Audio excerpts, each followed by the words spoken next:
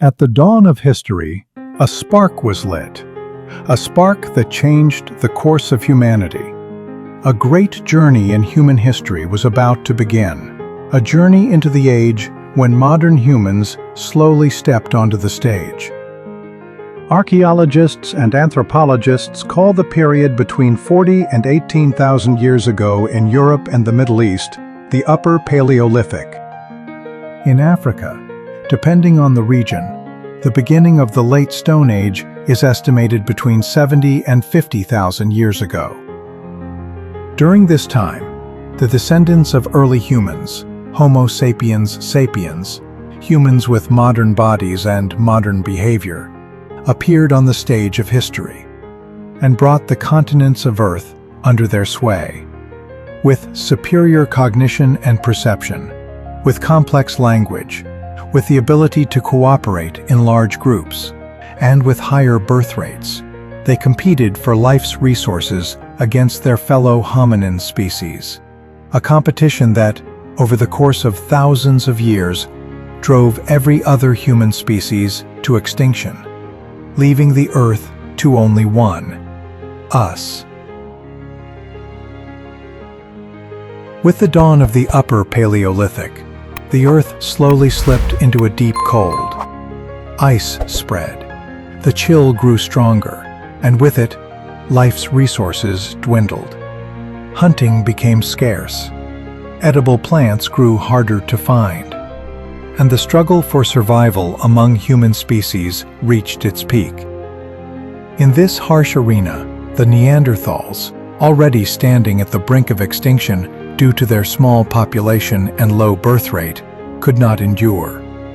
Against modern humans, with their greater ability to adapt, they fell, one by one, vanishing from the stage of life. And with their silence, one ancient branch of the human family tree collapsed forever.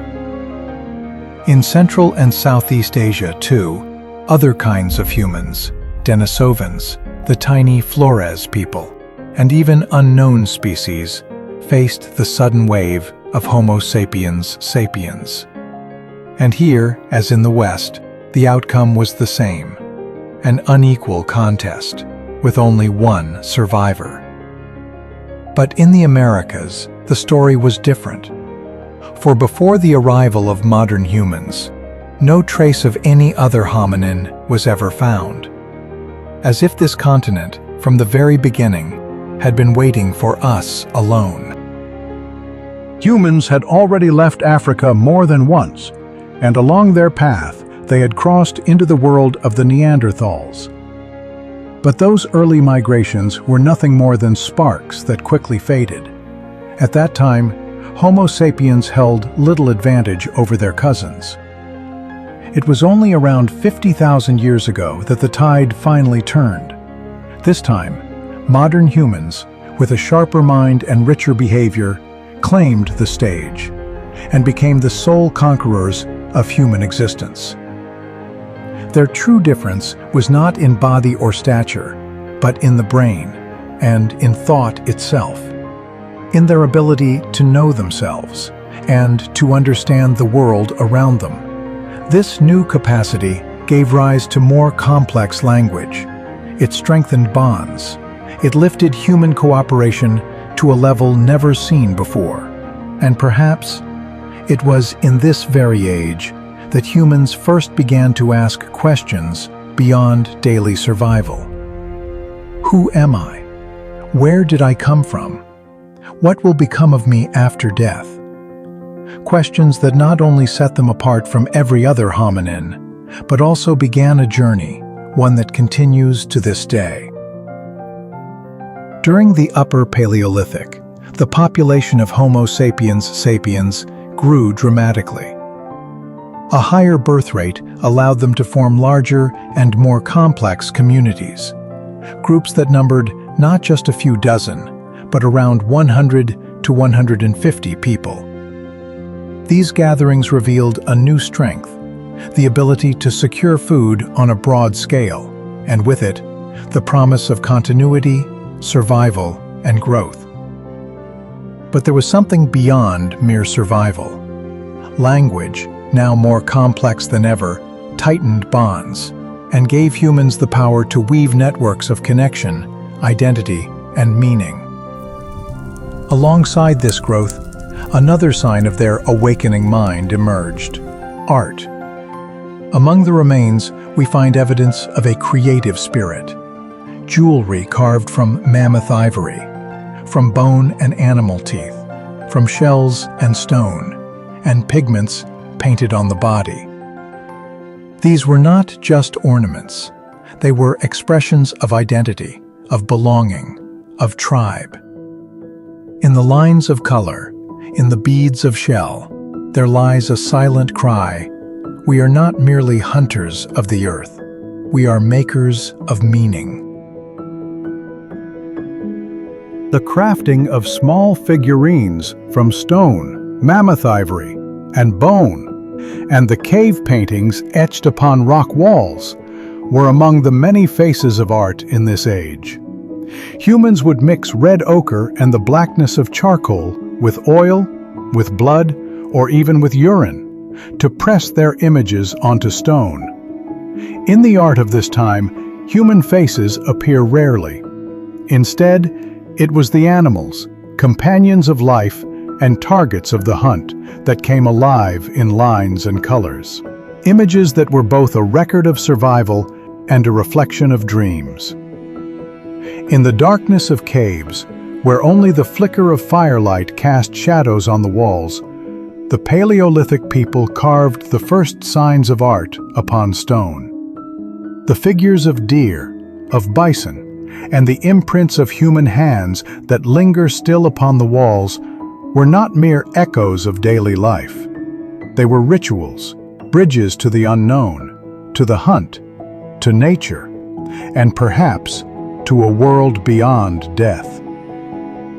These paintings marked humanity's first steps in reshaping reality, in turning it into symbol, a step that transformed us from creatures driven only by survival into beings in search of meaning. Yet even the sparse evidence of burial reveals glimpses of the inner world of these people. Across this period, burial rituals became more elaborate. Sometimes graves were filled with funerary objects, gifts for the spirit's journey to another world. Yet not every deceased received such a send-off.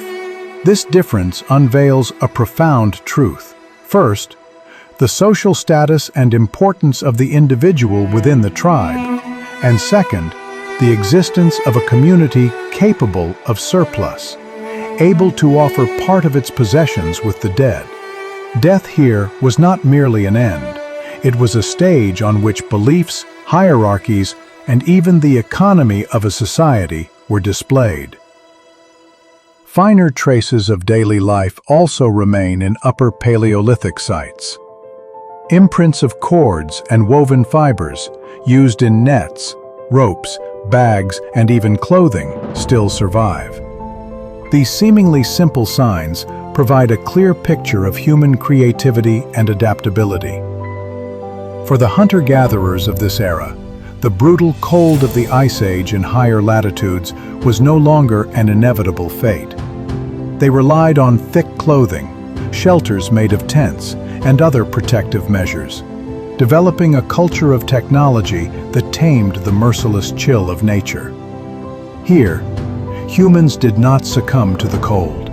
They overcame it with their minds and with their hands. In the Upper Paleolithic, Homo sapiens sapiens opened a new gateway of creativity, an unprecedented expansion in tool-making skills, directly reflecting the diversity and transformation of their ways of life. Hunting was no longer limited to massive beasts like mammoths, woolly rhinoceroses, and giant deer. The remains of gazelles, wild boars, and even birds have been found in sites from this period. Prey that demanded more advanced skills and greater ingenuity. Humans now used traps, throwing weapons, and composite tools. And near rivers and lakes, countless signs of fishing gear have been uncovered, This dietary diversity not only shows humanity's growing mastery over the environment, but also reveals a smart strategy for surviving climate change. Unlike the Middle Paleolithic, where heavy reliance on a few species could prove deadly, the new and broader menu was flexible. This adaptability allowed modern human communities to grow larger, live longer, and spread across the Earth with a stability never seen before. In Europe and Western Asia of the Upper Paleolithic, a distinctive stone tool industry emerged, known as the Aurignacian tradition. The name was first taken from a site called Aurignac in France, yet its echoes can be traced as far as the foothills of the Zagros Mountains. From a technological perspective, what stands out most is the abundance of blades and microblades. Though the roots of this craft sprouted in the Middle Paleolithic, its more advanced forms flourished only around 50 to 40,000 years ago, in East Africa and the Levant. The secret of the blade lay in its efficiency. From a single stone core, far more sharp edges could be struck. These blades functioned like multi-purpose components, capable of being shaped into a wide array of tools with different forms and functions. Often, they became parts of more complex instruments, a clear sign of humanity's rising technological imagination. But human innovation was not limited to stone. Alongside blades, bone, ivory, antler, and shell were brought into the service of technology. These materials, less brittle than stone, allowed humans to craft sturdier weapons and stronger handles. Delicate spearheads, piercers, buttons, awls, needles, and ornaments all took form from these resources, reshaping the cultural face of the age. In the later Upper Paleolithic, astonishing breakthroughs appeared. The spear thrower, also known as the atlatl, and the bow and arrow entered the scene. And perhaps no invention of this era so clearly marked a revolution in humanity's relationship with the hunt as the widespread use of projectile weapons.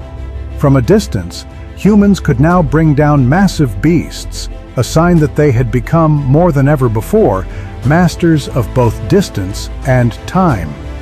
These tools transformed the power and speed of weaponry. What had once been short-range implements were now deadly missiles. The hunter no longer had to face a colossal, dangerous animal up close. Distance itself became a new shield for survival. Yet the importance of these weapons was not limited to their killing power. Spearheads and arrows carried a social dimension. They compelled humans to cooperate, to coordinate an ambush, and to organize in the act of attack. Thus, Upper Paleolithic societies learned to swiftly shape themselves into united groups, small or large. Each shot of an arrow was not merely a strike at prey. It was also a step toward the growth of human solidarity, a solidarity that would one day make civilization possible. One of the most pivotal events of the Upper Paleolithic was the domestication of the dog, a creature destined to become humanity's eternal companion. For the very first time in this era, the process of animal domestication began, and the dog was the first being welcomed into human life. Evidence shows that this profound bond took root around 34,000 years ago, and the ancestors of all modern dogs were gray wolves. Wolves lived in tightly organized packs, with strict hierarchies and loyalty to the alpha leader. That very loyalty became the key. It allowed humans to step into the role of alpha, and by earning the wolves' trust, they turned fierce predators into faithful allies. Although dogs were domesticated independently in several parts of the world, the oldest sign of this transformation comes from the Altai Mountains of Siberia, where the remains of a 33,000-year-old dog reveal the depth of this ancient bond. For modern humans, this alliance offered far more than a hunting partner. Senses that had grown weaker through evolution, like smell, hearing, and night vision, were now restored through the dog's keen abilities. This animal became a guardian who sensed danger before humans could, a defender against wild beasts, and a loyal partner in the hunt. It is for this reason that dogs quickly crossed the boundary of pet and became inseparable partners in human history. Companions who, from the darkness of caves to the present day, have never left our side. And for thousands of years they have walked side by side, shaping the path of history together. Human and dog, eternal companions on the winding road of survival. In this age, the traces of human life took on a new shape. Archaeological evidence of dwellings and settlement reveals that humans were no longer mere wanderers upon the earth, but for the first time began to imagine the possibility of staying. Perhaps the first small villages emerged during this period, though people still relied on hunting animals and gathering plants and seeds for survival. Food production, as we know it, would not appear until millennia later, in the Neolithic age. The settlements of modern humans in this era became larger and more intricate than those of their ancestors, featuring built shelters and spaces dedicated to specific activities. It was as if, beside the fire and within the walls they themselves had raised, humanity first experienced a new meaning of home. One of the oldest signs of this great transformation can be traced back to a site in the Czech Republic, dating to 23,000 years ago, when Homo sapiens sapiens inscribed the first outlines of permanent settlement onto the canvas of history. In the Upper Paleolithic, humanity mastered its surroundings more than ever before. With tools, with art, and with thought, we left an enduring imprint upon the world. Yet this was only the beginning, for hidden within these transformations was the ultimate secret of survival: the rise of the last remaining member of the human lineage, Homo sapiens sapiens.